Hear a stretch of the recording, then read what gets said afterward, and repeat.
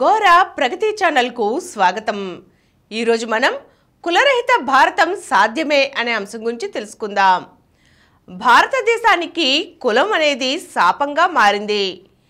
కుల వ్యవస్థ తద్వారా వచ్చిన సామాజిక విభేదాలు, వ్యత్యాసాలు ఉత్పత్తి శక్తుల సామర్థ్యాన్ని నిర్వీర్యం చేస్తున్నాయి।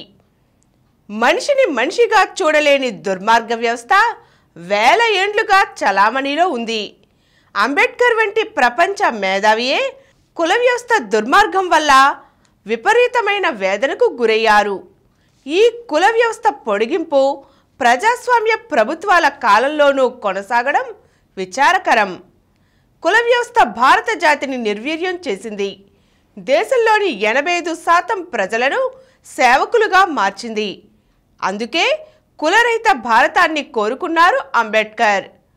భారతదేశం కులరహితంగా మారేంత వరకు, ఆ వ్యవస్థ వల్ల వచ్చిన సామాజిక అంతరాలు పోయే వరకు శూద్రులకు, అతి శూద్రులకు రిజర్వేషన్లు కల్పించాలని పోరాడి రాజ్యాంగంలో పొందుపరిచారు। కుల నిర్మూలన సిద్ధాంతాన్ని అందించారు। కులరహిత భారతాన్ని, సెక్యులర్ భారతాన్ని అంబేద్కర్ కోరుకున్నారు। కానీ రాజ్యాధికారంలో ఉంటున్నది, రాజ్యాంగాన్ని అమలుపరిచే స్థానంలో ఉంటున్నది కుల వ్యవస్థ వల్ల బాధపడుతున్న వారే కావడం వల్ల కుల నిర్మూలన జరగడం లేదు। రాజ్యాంగంలో పొందుపరిచిన ఆదేశిక సూత్రాలు కూడా అమలు కావడం లేదు। ఏది ఏమైనా దేశాన్ని అంధకార యుగంలోకి తీసుకువెళ్లే కుల వ్యవస్థ అంతరించవలసిందే। కుల వ్యవస్థ అంతరించడం అంటే వృత్తి పనులు అంతరించడం కాదు।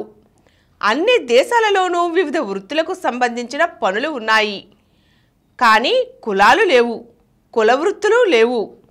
అయితే కుల వ్యవస్థ లేని చోట అన్ని సమస్యలు పరిష్కారం అయ్యాయా అంటే కాకపోయి ఉండవచ్చుగాక। కానీ కుల వ్యవస్థ వల్ల వచ్చే పుట్టుకతోనే దఖలు పడే అధికారాలు, ఆస్తులు, వివక్ష, పేదరికం, సామాజిక అంతరాలు అక్కడ లేవు।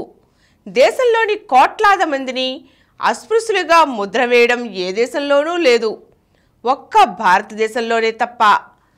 కులరహిత భారతం ఏర్పడితే భారత జాతి అంతా ఒక్కటవుతుంది। సామాజిక అంతరాలు దూరమవుతాయి। ఎవరికిష్టమైన వృత్తిని, పనిని వారు స్వీకరిస్తారు। ఇది తక్కువ పని, అది ఎక్కువ పని అనే భేదాలు పోతాయి। విదేశాలలో కులాల బట్టి కాకుండా ఎవరికి ఏ పనిలో నైపుణ్యం ఉంటుందో, ఏ పని చేయడానికి వారు ఇష్టపడతారో ఆ పనే చేస్తారు। అందరూ అన్ని పనులు చేస్తుంటే సామాజిక అంతరాలు ఆటోమేటిక్గా తొలగిపోతాయి। కులాలను కాపాడుతున్నవారు కులాలతో సామాజిక గౌరవం, ఆస్తులు, రాజ్యాధికారం అనుభవిస్తున్నారు। వీళ్ళు కుల నిర్మూలనకు సహకరించకపోగా కులాలను పెంచి పోషిస్తున్నారు। వీరి స్థానంలో కుల బాధితులు, కులంలో అత్యంత హీనస్థితిలో ఉన్నవారు, మూలజాతుల వారు రాజ్యాధికారంలోకి వస్తే మంచి ఫలితం ఉంటుంది। వీరు కనీసం 50 ఏళ్ళు పరిపాలన చేస్తే కుల నిర్మూలన దానంతటా అదే సాధ్యపడుతుంది। నిచ్చెన మెట్ల కుల సమాజంలో అట్టడుగున ఉన్నవారు రాజ్యాధికారంలోకి వస్తే పైమెట్టుపై ఉన్నవారు మాకి కులాలు వద్దని మొత్తుకుంటారు, కుల నిర్మూలనకు సహకరిస్తారు। ఎలాగూ వేల ఏండ్లుగా బాధితులైన మూలజాతుల వారు తాము పాలకులై తమకు ఇన్నేండ్లుగా బాధలో ఉంచిన కులాన్ని నిర్మూలించే ప్రయత్నమే చేస్తారు। ఇలా అటు అగ్రకులాల వారు, ఇటు శూద్ర, అతి శూద్ర కులాల వారు కూడా కుల నిర్మూలనకు సహకరిస్తే ఓ 50-60 ఏళ్లలో మన దేశం నుంచి కులం మాయమైపోతుంది। ఈరోజు మనం కులరహిత భారతం సాధ్యమే అనే అంశం గురించి తెలుసుకున్నాం కదా।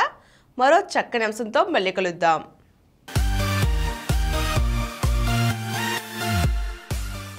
ఈ కార్యక్రమం మీకు ఎంతో నచ్చింది కదా।